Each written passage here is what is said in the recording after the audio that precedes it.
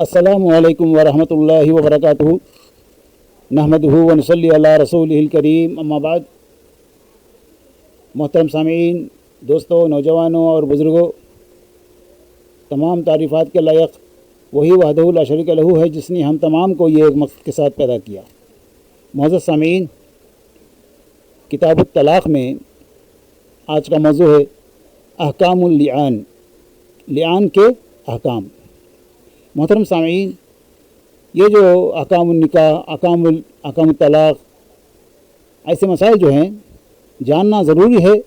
अगर ज़रूरत हमको न पड़े, दूसरों को पड़े, तो हम उनकी मदद कर सकते हैं, उनको बता सकते हैं, दीन की बात उनको सिखाएं या बताएं या किताब उनको दे दें। ये इसमें हमको चाहे बताएं चाहे किताब दें, हर लिहाज से हमको नेकी मिलेगी। दीनी तालीम ऐसी है जो पढ़ने से कोई नुकसान नहीं, फ़ायदा ही फ़ायदा, नेकी मिलेगी। दूसरों को पहुंचाने से नेकी मिलेगी। देखिए, यानी चाहे सीखो, चाहे उस पर अमल करो, चाहे उसके बारे में दूसरों को बताओ, नेकी ही नेकी मिलेगी। इसलिए हमको ज़रूरत न पड़े, लेकिन हम जानकर रहें तो दूसरों की मदद कर सकते हैं, दूसरों को बता सकते हैं, दूसरों तक इस बात को पहुंचा सकते हैं। यानी मसाइल है ये। इसलिए कोई भी मर्द या औरत यह समझें कि हमको इसकी ज़रूरत नहीं है। आपको ज़रूरत नहीं है, लेकिन आप दूसरों की मदद कर सकते हैं, दूसरों को बता सकते हैं, दूसरों को सिखा सकते हैं, तालीम दे सकते हैं। हर सूरत में आपको नेकी मिलेगी। तो ये अहकामुल लिआन है। मर्द को अपनी बीवी के बारे में ज़िनाकारी का यकीन हो तो उससे इलाहदगी का तरीक़ा यह है कि वो मर्द शरई अदालत में जाकर 4 बार खुद गवाही दे कि मैं अल्लाह की कसम खाकर गवाही देता हूँ कि ये औरत जानिया है, और 5वीं बार यूँ कहे अगर मैं झूठा हूँ तो मुझ पर अल्लाह की लानत। अगर औरत ज़िना का इकरार कर ले तो शरई कानून के मुताबिक अदालत उसे संगसार करने का हुक्म देगी। अगर औरत इनकार करे तो उसे मुंदरजा ज़ेर अल्फाज 4 मरतबा कहने पड़ेंगे, मैं अल्लाह की कसम खाकर कहती हूँ कि मर्द झूठा है, और 5वीं बार यूँ कहे अगर मर्द सच्चा हो तो मुझ पर अल्लाह का गज़ब नाजिल है। उसके बाद दोनों मियाँ बीवी में अदालत मुस्तकिल इरादगी इन्हें अलग कर देगी। इसे शरअ में इस्लाम में लिआन कहते हैं।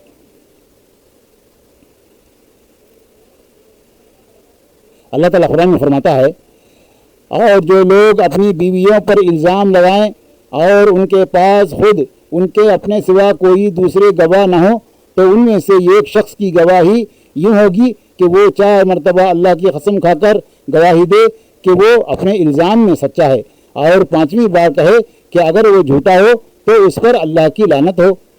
औरत से सज़ा इस तरह टल सकती है कि वो 4 मरतबा अल्लाह की कसम खाकर गवाही दे कि ये शख्स झूठा है, और 5वीं बार यूँ कहे अगर मर्द सच्चा हो तो मुझ पर अल्लाह का गज़ब टूटे।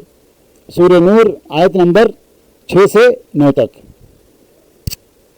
उसके बाद लिआन के बाद मर्द से हद क़ज़फ़ तहमत साक़ित हो जाती है और औरत से हद ज़िना साक़ित हो जाती है। लिआन सिर्फ शरई अदालत के रूबरू ही हो सकता है। लिआन से पहले काजी को मर्द औरत दोनों को एतराफ़ जुर्म की तरगीब दिलानी चाहिए। अगर दोनों में से कोई भी एतराफ़ जुर्म न करे तब लिआन करवाना चाहिए। ज़ाती इल्म की बिना पर काजी मुजरिम पर हद जारी नहीं कर सकता जब तक गवाही न हो। एक हदीस में आता है, अब्दुल्लाह बिन अब्बास रज़ी अल्लाह अन्हु से रिवायत है कि हिलाल बिन उमैया रज़ी अल्लाह अन्हु ने नबी करीम सल्लल्लाहु अलैहि वसल्लम की खिदमत में अपनी बीवी पर शरीक बिन समा के साथ ज़िना की तहमत लगाई। नबी करीम सल्लल्लाहु अलैहि वसल्लम ने फरमाया, गवाह लाओ या तुम्हारी पीठ पर हद नाफिज की जाएगी। हिलाल बिन उमैया रज़ी अल्लाह अन्हु ने अर्ज़ किया, या रसूलल्लाह सल्लल्लाहु अलैहि वसल्लम, हम में से जब कोई अपनी बीवी को गैर मर्द के साथ ज़िना करते देखे तो क्या वो गवाह तलाश करने चला जाए?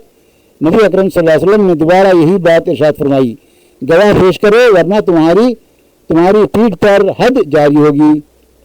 हिलाल बिन उमैया रज़ी अल्लाह अन्हु ने अर्ज़ किया, اس ذات کی قسم جس نے آپ کو حق ساتھ مبعوث فرمایا ہے، میں سچا ہوں، اور اللہ تعالیٰ ضرور ایسی آیتیں نازل فرمائے گا جن سے میری پیٹھ کو حد سے بچا لے گا۔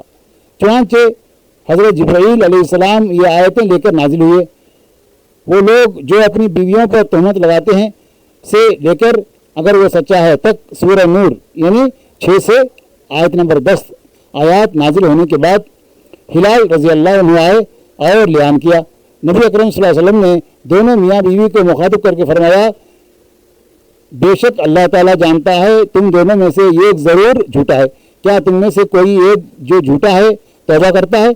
کسی نے توبہ نہ کی اور عورت لیان کے لیے کھڑی ہوئی، اس نے 4 مرتبہ گواہی دی کہ وہ مرد جھوٹا ہے اور 5ویں مرتبہ گواہی دینے لگی تو لوگوں نے اسے روکا کہ 5ویں گواہی اللہ کے غضب کو واجب کرنے والی ہے، لہذا اچھی طرح سوچ لو۔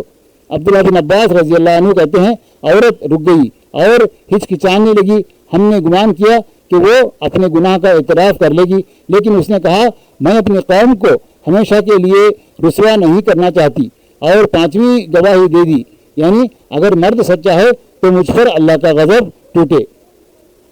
نبی کریم صلی اللہ علیہ وسلم نے ارشاد فرمایا، اس کا دھیان رکھنا، اگر اس کے ہاں سرمگی آنکھوں والا، موٹی پیٹھ والا اور بھری بھری پنڈیوں والا بچہ ہوا تو شریک کا ہوگا۔ چنانچہ ایسا ہی ہوا۔ بچے کی پیدائش کے بعد رسول اللہ صلی اللہ علیہ وسلم نے فرمایا، اگر اللہ کی کتاب کا قانون لیان نہ ہوتا تو میں اس عورت پر حد جاری کر دیتا۔ اسے بخاری نے روایت کیا ہے۔ لیان کے بعد پیدا ہونے والے بچہ باپ کے بجائے ماں سے منسوب کیا جائے گا۔ لیان کے بعد پیدا ہونے والا بچہ باپ کے بجائے ماں سے منسوب ہو جائے گا۔ عبداللہ بن عمر رضی اللہ عنہما سے روایت ہے کہ نبی کریم صلی اللہ علیہ وسلم نے ایک مرد اور ایک عورت سے لیان کروایا۔ مرد کہنے لگا، عورت کے ہاں پیدا ہونے والا بچہ میرا نہیں ہے۔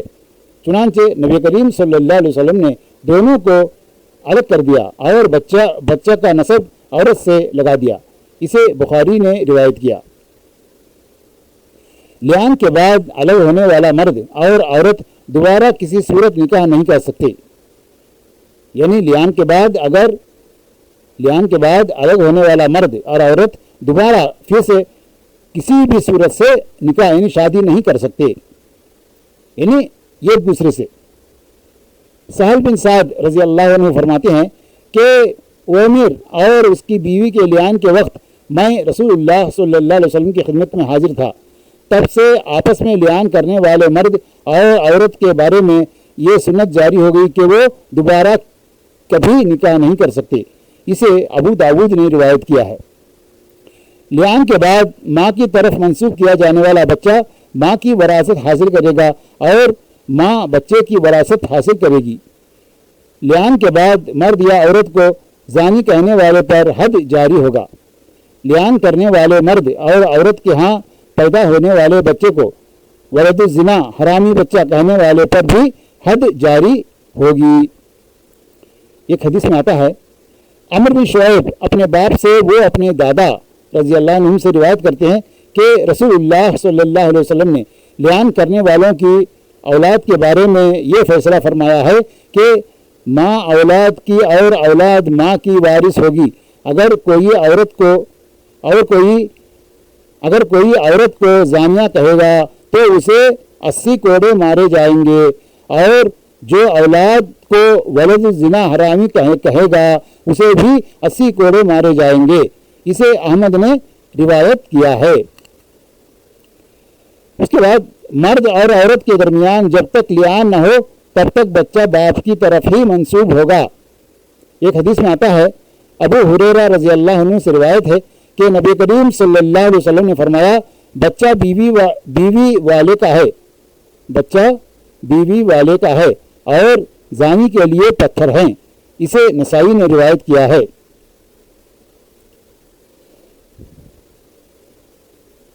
یعنی